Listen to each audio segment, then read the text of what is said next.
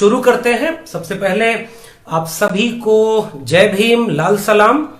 और आयशा के साथियों को बहुत शुक्रिया जिन्होंने डॉक्टर अंबेडकर की जयंती के एक दिन पहले मुझे अंबेडकर और आज का समय विषय पर बातचीत करने के लिए न्योता दिया। तो मैं आयशा के साथियों का और पूरे संगठन का शुक्रिया अदा करता हूं। और जिस दौर में हम लोग आज बातचीत करने के लिए यहाँ पर इस वर्चुअल स्पेस पे इकट्ठा हुए हैं, इस दौर में जो मुश्किल है वो आप सब लोग देख रहे हैं। कोरोना का एक संकट है, पूरे दुनिया में इसका संकट है और भारत में इसका असर साफ तौर पे दिख रहा है। और लॉकडाउन है, पूरा देश अपने घरों में कैद है और हम लोग भी आज उन्हीं घरों से अपनी किताबों के जरिए, अपने विचारों के जरिए जुड़ने की कोशिश कर रहे हैं। और आज दिक्कत ये है कि जब हम यहाँ पर बात कर रहे हैं तो इसी लॉकडाउन के चलते देश के बहुत बड़ा तबका जो दिहाड़ी मजदूर है, जो प्रवासी मजदूर है, जो देश के अलग अलग हिस्सों में अपना घर छोड़ करके कमाने गए थे और इस अचानक हुए बिना तैयारी के किए गए लॉकडाउन के चलते वो बहुत मुश्किल में है। हम उनके साथ अपनी संवेदना प्रकट करना चाहते हैं और गांव में, बस्तियों में, वे घर जहां पर रोज कमा करके खाने का जरिया था, वो लोग आज भूख से बेहाल हैं। तो हम उनके प्रति भी संवेदना प्रकट करते हैं और इस बातचीत के जरिए भी अपील करेंगे सरकार से कि इस किसी भी तरह का संकट हो उसमें सबसे पहले मारे जाते हैं कमजोर, गरीब, मजलूम, किसान, दलित, पिछड़े, इसलिए उनके लिए कुछ ठोस किया जाए। तो उनको याद करते हुए आज का दिन दो बातों के लिए और अहम है। जलियांवाला बाग के निर्मम हत्याकांड का 101 साल आज पूरा हुआ। तो हम उन शहीदों को नमन करते हैं जिनका आंकड़ा तक, सही आंकड़ा सरकार ने मुहैया नहीं कराया। वो फांसीवादी, साम्राज्यवादी दमन का एक ऐसा दिन था जिसमें सरकारी आंकड़ा कहता है 400 लोग, लेकिन 1000 से ऊपर लोग मारे गए। उन सारे शहीदों को नमन। और आज का दिन एक और मायने में खास है कि बिहार के पूर्व मुख्यमंत्री और मंडल आयोग के प्रणेता, एक तरह से उसके अगुआ बीपी मंडल का आज पुण्यतिथि है। तो हम बीपी मंडल को भी याद करते हुए अपनी बातचीत शुरू करते हैं। आज मुझे विषय दिया गया है साथियों, अंबेडकर और आज का समय।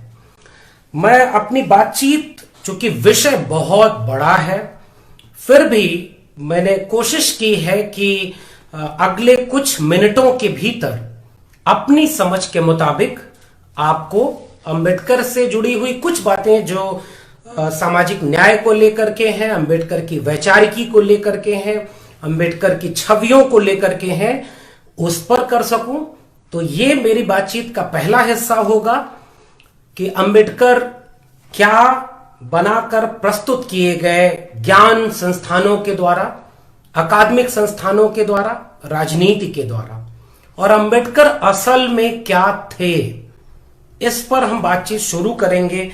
और बातचीत का दूसरा हिस्सा आज के समय की चुनौतियों और अंबेडकर की वैचारिकी को जोड़ करके रखना चाहेंगे।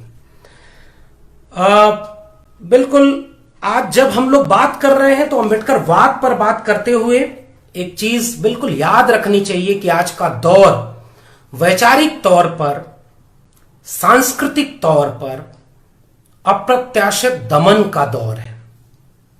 जिस वक्त हम लोग बातचीत कर रहे हैं, अंबेडकर के नाम लेकर के लिखने वाले, बोलने वाले, लड़ने वाले लोग जेलों में बंद हैं। आनंद तेलतुंबड़े, गौतम नवलखा से लेकर के तमाम एक्टिविस्ट जो पिछले दिनों इस फासिस्ट मनुवादी सरकार के खिलाफ सड़कों पर संघर्ष करते रहे, लिखते रहे, बोलते रहे, आज वो जेलों में हैं। हम उन्हें भी याद करते हैं, उन्हें अपना क्रांतिकारी सलाम पेश करते हैं और तब अंबेडकर को याद करते हैं। अंबेडकर को जब मैं पढ़ना और सोचना शुरू करता हूं अंबेडकर के बारे में, तो मैं सबसे पहले एक सवाल पूछता हूं, अपने से और आपसे भी पूछता हूं। जैसे ही आपके सामने एक नाम, एक शख्सियत का नाम आया, अंबेडकर, आपके जहन में पहली छवि क्या बनती है?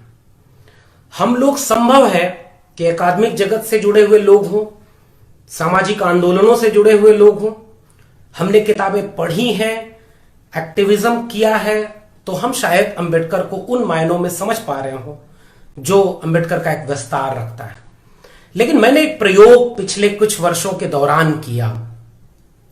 छोटे शहरों के आम युवाओं के बीच और गांवों के आम नागरिकों के बीच जब भी मैंने यह सवाल पूछा कि अंबेडकर कौन थे, तो पहला जवाब यही मिला कि अंबेडकर का जो खांचा बनाया गया था उसमें तमाम लोग उसी नजरिए से देखते हैं जिस नजरिए से आजादी के बाद अंबेडकर को खांचों में कैद करके पेश किया गया। वो खांचे दो खांचे थे। पहली तो ये कि संविधान को हाथ में लिए हुए, सूट बूट पहने एक तस्वीर, जो शायद यूपी के, बिहार के, उत्तर भारत के और कहीं पश्चिम दक्षिण के भी जिलों में एक तस्वीर दिख जाती है कि हां, एक शख्सियत थी जिसका संविधान से कुछ रिश्ता था।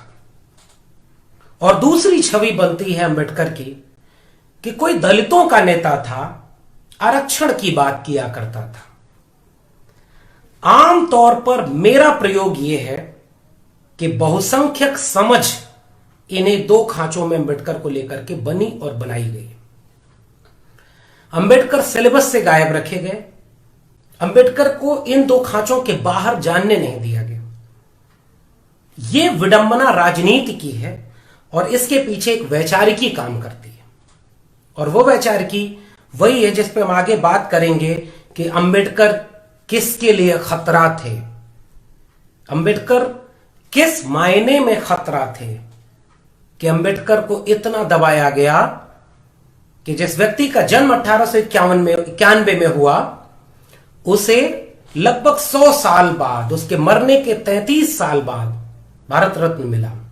अगर सम्मान भी जानने पहचानने का एक जरिया है, तो सम्मान के मिलने की प्रक्रिया इतने साल बाद हुई।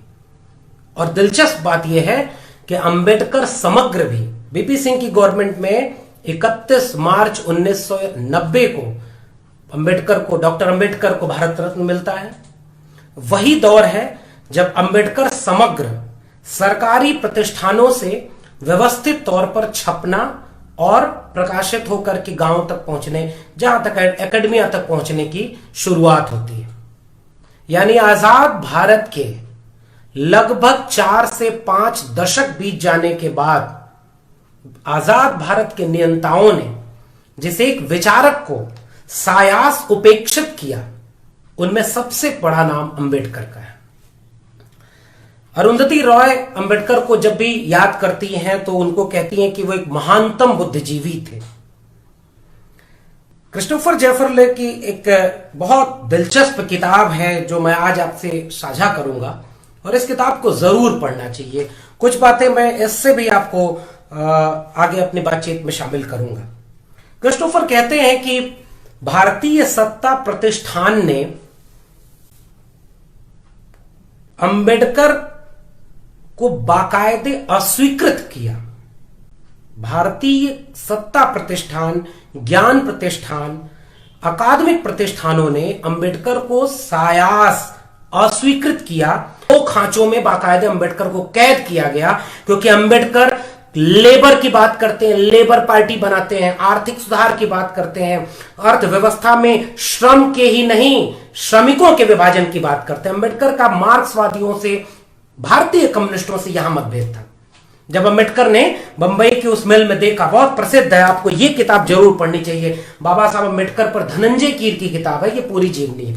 आप इसमें वो जिक्र पाएंगे कि उन्होंने कहा कि आप ये काम जो है केवल आप ब्राह्मणों से करा रहे हैं जो धागा मुंह से काटने वाला है। अंबेडकर ने सवाल पूछा कि मजदूर तो सब बराबर, तो उन्होंने कहा नहीं, हमारा समाज बदला नहीं। डांगे ने यह बात बोली, समाज नहीं बदला, इसलिए हमारी जातियां एग्जिस्ट करती हैं। यहां अंबेडकर ने कहा कि भारत में केवल श्रम का विभाजन नहीं, श्रमिकों का भी विभाजन है। हमने इस डिस्कोर्स को ही छोड़ दिया। किसी ने हमारे कम्युनिस्ट होने की आलोचना की तो हमने उसे अलग खांचे में कैद कर दिया। कोई कांग्रेसी है तो कांग्रेसी को सबसे बड़ा खतरा एक ऐसे विचारक से था, इसलिए उन्होंने उन्हें पाठ्यक्रमों में नहीं शामिल होने दिया। अंबेडकर पाठ्यक्रम में शामिल नहीं हुए। अगर शामिल हुए तो संविधान सभा की प्रारूप समिति के अध्यक्ष के बतौर या आरक्षण देने वाले एक जातिवादी नेता के बतौर। यह गलती किसकी है? तो इस पूरे डिबेट में जो पहला हिस्सा मैंने कहा कि अंबेडकर के समाजशास्त्री चिंतन में आप बार बार पढ़ेंगे एम एन श्रीनिवासन, आप जिक्र करेंगे लुई ड्यूमो को, आप जिक्र करेंगे गजानन सदाशिव घुर्वे को, लेकिन आप लुई ड्यूमा को, लेकिन आप समाजशास्त्री अंबेडकर का जिक्र नहीं करेंगे। यह है अंबेडकर के साथ अन्याय। तो अंबेडकर के सारे पहलुओं को छोड़ करके हमारे सामने अंबेडकर का एक खांचा कैद कर दिया गया और हम अक्सर उस खांचे में कैद रहे। अब आते हैं आखिरी में कुछ बातें ये करते हैं कि किस तरह से जाति को लेकर के जो समझ थी अंबेडकर की, या अंबेडकर जिन चीजों को लेकर के आज जो सवालों को उठाते हैं उस पर कैसे हमें अंबेडकर को देखना चाहिए। एक किताब है, पिछले दिनों मैंने सेपियंस पढ़ी। सेपियंस में जब युval नोआ हरारी जिक्र करते हैं भेदभाव का, दुनिया भर में किस तरह से भेदभाव हुआ नस्ल के नाम पर, भारत में उन्होंने कहा जाति के नाम पर। और जो खेल है जिसे अम्बेडकर ने पकड़ा बहुत बारीकी से, इन सारे भेदों मैं युval नोआ हरारी के सेपियंस के 150 पेज को कोट कर रहा हूं। स्वतंत्र व्यक्तियों और गुलामों के बीच, गोरों और कालों के बीच, अमीरों और गरीबों के बीच के भेदों की जड़ें गहरे किस्सों में हैं। पुरुषों और स्त्रियों के श्रेणीबद्ध क्रम की चर्चा बाद में की जाएगी। तब भी यह इतिहास का एक कठोर नियम है। नेशनल दस्तक की आपसे गुजारिश है कि अगर इसको बचाना चाहते हैं तो नेशनल दस्तक को सब्सक्राइब करने के लिए रेड कलर के सब्सक्राइब बटन को दबाएं, फिर बेल आइकन की घंटी दबाएं। नेशनल दस्तक को बचाने के लिए बहुत जरूरी है कि हर खबर को शेयर करें, लाइक करें, कमेंट जरूर करें।